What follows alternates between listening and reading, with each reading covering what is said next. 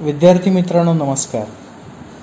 मी प्राध्यापक निलेश लोंढे आणि आपण वैचारिक साहित्य हा BA द्वितीय वर्षातील चौथ्या सत्रातील पेपर अभ्यासत होतो. मागच्या तासामध्ये मी तुम्हाला सांगितलं की आपल्याला लोकसाहित्य आणि वैचारिक साहित्य असे दोन पर्यायी पेपर आहेत आणि आपण नोट्सच्या उपलब्धतेसाठी, सुलभतेसाठी आणि भविष्यातील गरजा लक्षात ठेवून आपण वैचारिक साहित्य या अभ्यासपत्रिकेची निवड केलेली आहे. तर या वैचारिक साहित्य या अभ्यासपत्रिकेमध्ये आपल्याला जसं की मागच्या तासामध्ये तुम्हाला सांगितलं होतं की 8च प्रकरणं आहेत. 8च वेगवेगळ्या विचारवंतांचे त्या त्या काळामध्ये सांगितलेले समाजाला केलेला उपदेश, समाजाला केलेलं मार्गदर्शन आहे आणि या मार्गदर्शनावरून आपल्याला त्या त्या काळातील परिस्थिती, त्या त्या काळातील समाजाच्या गरजा लक्षात येतात. मी जसं की मागेच सांगितलं होतं तुम्हाला, मागच्या तासामध्ये आपण चर्चा केली होती की वैचारिक साहित्याचा जो मूळ हेतू असतो तो लोकांना मार्गदर्शन करणं असतं. आपण अडल्या नडलेल्यांना जे वैयक्तिक मार्गदर्शन करतो, जे काही वैयक्तिक बोलून भेटून सांगतो, ती आपली चर्चा असते, ते आपलं मार्गदर्शन असतं.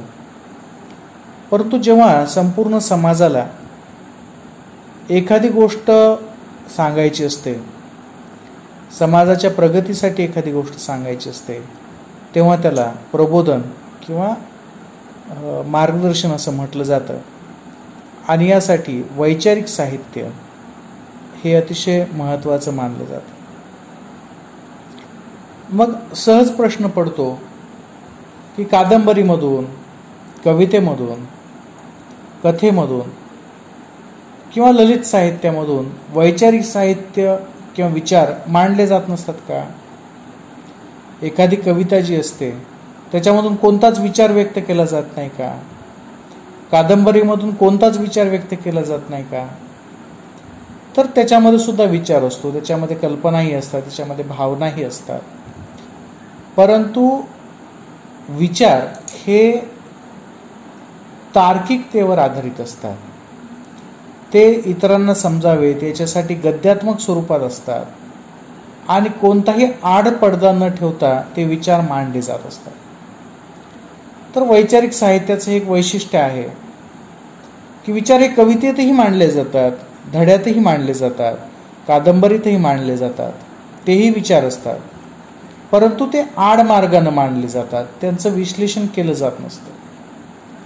तर जेव्हा अशी परिस्थिती असते तेव्हा त्याला आपण वैचारिक साहित्य असं म्हणत नाही.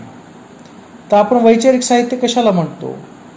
तर जे शक्यतो गद्यात्मक स्वरूपात असतं आणि जे कथा कवितेच्या, कादंबरीच्या स्वरूपात नसतं, जो विचार मांडला जात असतो त्याला आपण वैचारिक साहित्य असं म्हणतो.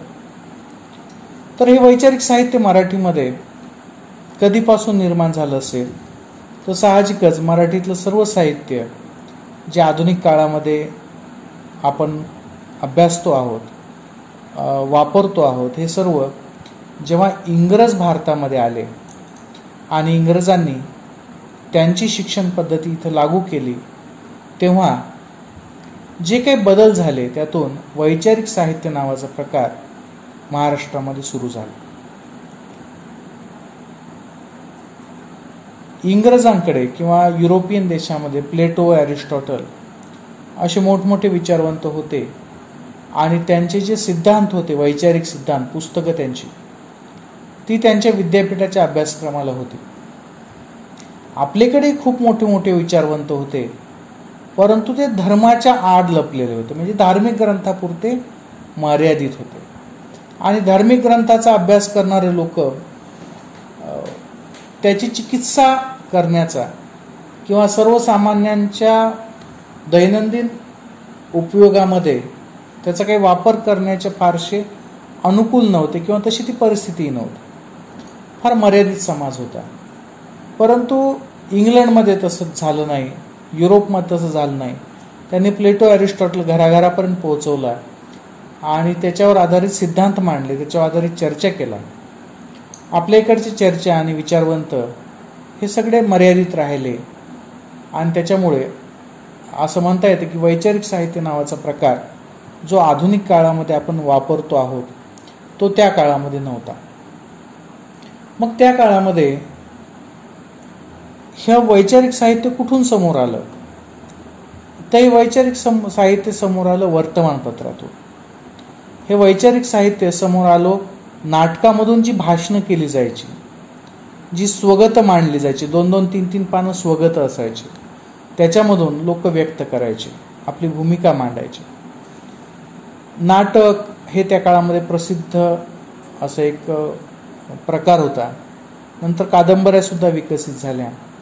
परंतु जेवढा विकास निबंधाचा झाला, म्हणजे वर्तमानपत्रामध्ये स्तंभलेख लिहिणं, आपली बाजू मांडणं, या पद्धतीतून जी वैचारिक साहित्याची जडणघडण मराठी भाषेमध्ये झाली, बंगाली आणि मराठी भाषेमध्ये, हिंदी भाषेमध्ये सुद्धा, ती फार नवीन होती, ती फार वेगळी होती. आणि आजच्यासारखं तिथं वर्तमानपत्र नव्हतं. त्या काळामध्ये नियतकालिका असायची. त्या काळामध्ये छपाईची साधनं मर्यादित होती आजच्यापेक्षा.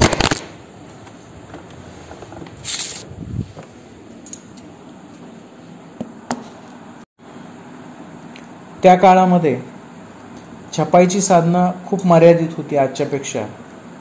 आणि म्हणून हे जे नियतकालिक असायचं हे 8 दिवसानंतर, 15 दिवसानंतर, 1 महिन्यानंतर, 3 महिन्यानंतर अशा पद्धतीने ते प्रकाशित करायचे. आणि ते प्रकाशित होऊन म्हणजे छापून खेडोपाड्यापर्यंत येईपर्यंत त्याला 8-10 दिवस सहज लागायचे. म्हणजे महिन्या-दीड महिन्यानंतर एखादं नियतकालिक खेड्यापाड्यातल्या लोकांच्या हाती लागायचं आणि त्यातलेही निवडक लोक त्याचं वाचन करू शकत असायचे. परंतु जे लिहिलं जायचं ते त्या काळामध्ये विचार प्रवर्तक असायचं, काहीतरी नवीन द्यावं लोकांना, ही त्या काळामध्ये भूमिका होती. कारण की त्या काळामध्ये खूप अज्ञान होतं आणि आपण इंग्रजांच्या गुलामगिरीमध्ये होतो.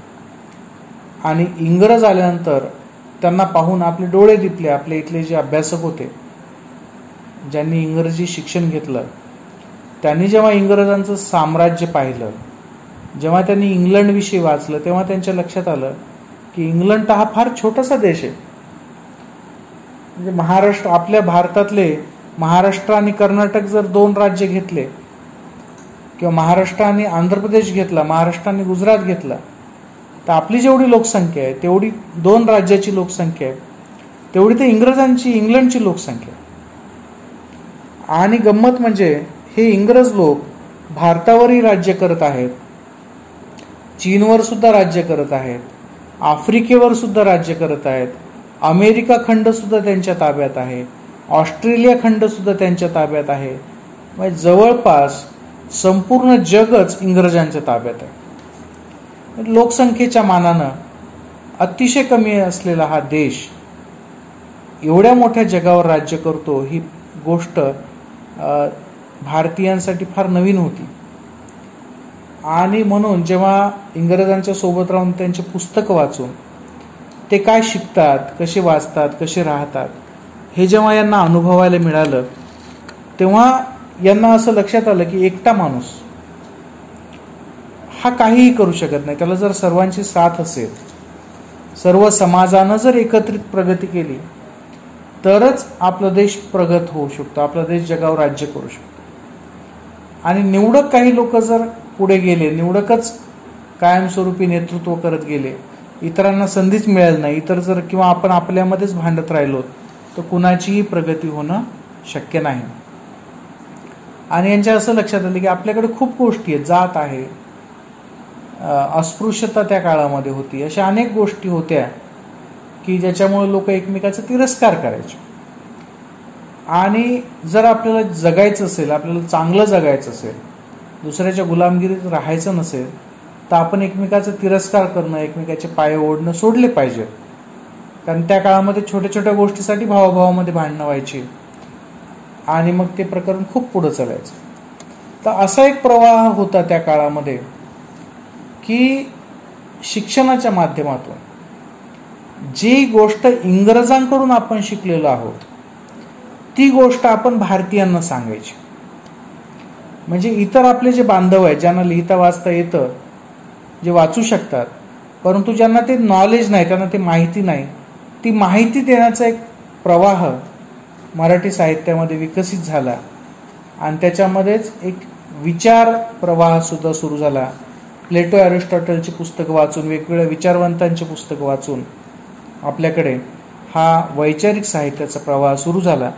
जसं की मी सांगितलं होतं सुरुवातीलाच की हे जे मराठीतलं वैचारिक साहित्य आहे हे वर्तमानपत्राद्वारे विकसित झालं, वर्तमानपत्राद्वारे किंवा नियतकालिकाद्वारे सर्व लोकांपर्यंत पोहोचलं.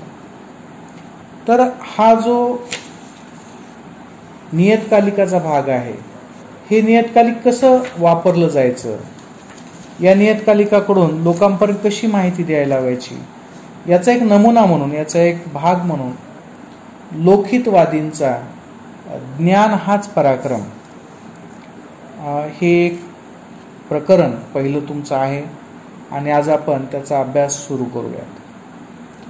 तर हे जे लोकहितवादी आहेत यांच्याविषयी आपण सर्वात प्रथम थोडीशी माहिती घेऊयात. लोकहितवादी जे आहेत यांचं पूर्ण नाव आहे गोपाळ हरी देशमुख आणि यांचा जन्म झालेला आहे 1823 मध्ये. याच्यावरून तुम्ही अंदाज करू शकता की ही 1823 पासून तेव्हा त्यांचा जन्म झालता आणि त्यांनी जवळपास 1848 पासून शतपत्रे हे एक त्या काळामध्ये नियतकालिक चालायचं. तर त्या नियतकालिकामध्ये शतपत्रे या शीर्षकाच्या अंतर्गत त्यांनी लेखन सुरू केलं. शतपत्रे म्हणजे 100 पत्र आणि 100 पत्र त्यांनी कुणाला लिहिली, तर त्यांनी त्या संपादकांना लिहिली आणि त्या संपादकांनी काय केलं, तर त्यांची पत्र जी त्यांनी लोकांसाठी लिहिली होती, संपादकांच्या नावाने लिहिली होती, ती त्यांनी प्रकाशित केली. आता तेव्हा काही आपल्या आजच्यासारखे मोठमोठे वृत्तपत्र नव्हते, नियतकालिक नव्हते, जागा अतिशय कमी असायची त्या काळामध्ये, कारण की प्रिंटिंगला भरपूर खर्च यायचा. त्याच्यामुळं कमीत कमी जागेमध्ये एक विषय घेऊन त्यांनी मांडणी केलेली आहे. तो लोकहितवादी जे आहेत गोपाळ हरी देशमुख हे अतिशय महत्त्वाचे वैचारिक लेखक म्हणून मराठीमध्ये प्रसिद्ध आहेत. त्यांच्या नावावर जे आहे ग्राम रचना, दयानंदांचे चरित्र, स्थानिक स्वराज्य संस्था या पुस्तकांचं त्यांच्या नावावर लेखन आहे. त्या काळामध्ये त्यांनी त्याचं विचार केलेला आहे. आता पहा, त्यांनी जो विचार केला आहे तो आहे स्थानिक स्वराज्य संस्था. स्थानिक स्वराज्य संस्था म्हणजे ग्रामपंचायत असेल, पंचायत समिती असेल, जिल्हा परिषद असेल. आता त्या काळामध्ये हा प्रकार नुकतंच कुठे इंग्रजांचं राज्यभार महाराष्ट्रामध्ये आलं होतं. म्हणजे 1818ला पेशवाई संपली होती. म्हणजे पुण्या मुंबईचा प्रदेश, मुंबई तर पूर्वीपासून होती, पुण्याचा प्रदेश लोकहितवादी इंग्रजांच्या हातात गेला होता आणि त्याच्यानंतर जवळपास 20-25 वर्षामध्येच स्थानिक स्वराज्य संस्था नावाची जी संकल्पना होती, म्हणजे इंग्लंड अमेरिकेमध्ये जे चालायचं, खेडं कसं असायला पाहिजे, खेड्याचा व्यवहार कोणी केला पाहिजे, खेड्याच्या निवडणुका कशा असायला पाहिजे, त्यांना स्वातंत्र्य कसं मिळायला पाहिजे, हे त्याने त्याच्यामध्ये लिहिलं. ग्रामरचना हा सुद्धा दुसरा आहे. तिसरं जे पुस्तक आहे ते दयानंद, हे त्या काळामधले महत्त्वाचे व्यक्तिमत्व मानले जायचे. स्वामी दयानंद सरस्वती या नावाचे ते होते, त्यांच्याविषयी तर लिहिलेलं आहे. तर त्यांचं जे सगळ्यात महत्त्वाचं आणि सगळ्यात जे गाजलेलं जे प्रकरण आहे ते शतपत्रे हे एक प्रकरण आहे. तर हे जे शतपत्रे आहेत ते प्रभाकर या मासिकातून ते लिहायचे. तर या प्रभाकर मासिकामध्ये त्यांनी लोकांची जागृती करावी, लोकांना थोडंसं कार्यप्रवण करावं, थोडंसं काही माहिती द्यावी, सामाजिक परिवर्तनासाठी त्या काळामध्ये त्यांनी महत्त्वाचं मार्गदर्शन केलेलं आहे. तर त्यांनी एका पत्रामध्ये एक मार्गदर्शन केलेलं आहे, एका पत्रामध्ये एक गोष्ट त्यांनी सांगितलेली आहे. तर असे हे जे लोकहितवादी आहेत, लोकहितवादी म्हणजे गोपाळ हरी देशमुख यांनी जे पत्र लिहिलं होतं, त्यांचं पत्राचा क्रमांक आहे 85. म्हणजे याच्यापूर्वी 84 पत्र त्यांनी लिहिली होती आणि 85वं पत्र जे होतं त्याचं शीर्षक होतं ज्ञान हाच पराक्रम. आणि हे जे पत्र लिहिलेलं आहे ते आहे 9 डिसेंबर 1849 रोजी. म्हणजे 1857चा उठाव होण्याच्या अगोदर 1849 रोजी त्यांनी हे जे पत्र प्रभाकर या मासिकाला दिलं आणि त्यांनी या दिवशी हे छापलं. आणि याच्यामध्ये ज्ञानाविषयी आपले जे काही गैरसमज आहेत समाजाचे ते मोडण्याचा, ते समजावून सांगण्याचा प्रयत्न त्यांनी केलेला आहे. तर इथं आपण थांबूयात, कारण की सलग जर घेतलं तर काही गोष्टी तुमच्या लक्षात राहणार नाहीत. तर इथं आपण थांबूयात. पुढच्या तासामध्ये याचा जो भाग आहे, याची जी पार्श्वभूमी आहे ती आपण समजून घेऊत आणि प्रत्यक्ष धड्याला सुरुवात करूयात. तोपर्यंत तुम्ही ऑनलाईन इंटरनेटवरून लोकहितवादींविषयी प्राथमिक माहिती तुम्ही जमा करायची आहे. लोकहितवादी म्हणजेच गोपाळ हरी देशमुख हे कोण होते, त्यांची भूमिका काय होती, त्यांचं चरित्र काय राहिलेलं आहे, असं जेवढं तुम्हाला इंटरनेटवरून माहिती मिळेल किंवा त्यांच्यावरची विकिपीडिया आहे, विश्वकोश आहे, त्या चरित्रकोश आहे मराठीमध्ये, तर तुम्हाला ऑनलाईन स्वरूपात जी काही माहिती मिळेल ती तुम्ही शोधा, त्याचा थोडासा अभ्यास करा. पुढच्या तासामध्ये आपण पुढचा हा जो गद्य लिहिलं आहे त्यांनी त्याचा अभ्यास करूयात. इथं थांबूयात. धन्यवाद.